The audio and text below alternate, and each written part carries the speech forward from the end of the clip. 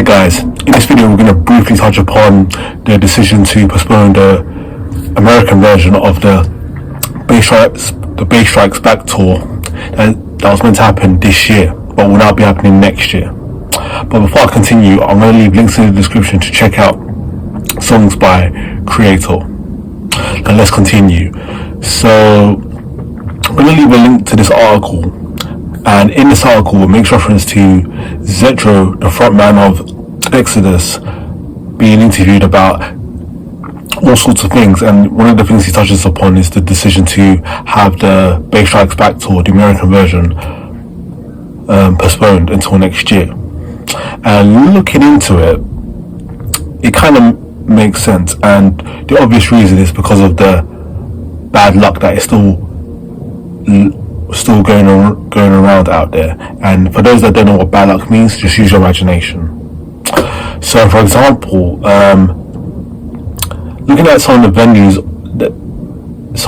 that would be involved in this tour, it doesn't really quite compare to the venues that were featured on, for example, the Metal Tour of the Year, which featured bands like Megadeth, Lamb of God, Hatebreed, Trivium, which played in much bigger venues and thus had more of an opportunity for fans to spread out. But compared to this tour, where it's slightly smaller venues, you don't really have that opportunity. And for example, if one of the band members got sick, then that would mean that the tour will get held up, or they couldn't continue with the tour because one of the band members got sick, or they were unable to get a replacement in time. So for that reason, it kind of makes sense. But personally thinking about it, it's kind of in the same vein of one of my previous videos where I talked about an article looking at an interview done with Trivium's Corey, where he talked about getting back on the road, the procedures that are in place, how some operators are being strict, some operators are being not so strict. It's kind of around those veins.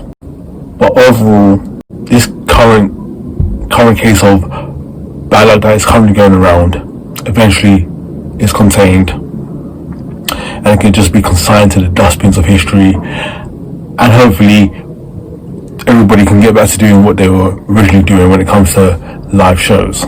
So let me know what you think about this in the comments down below. And other than that, thanks for watching, and I'll see you next time.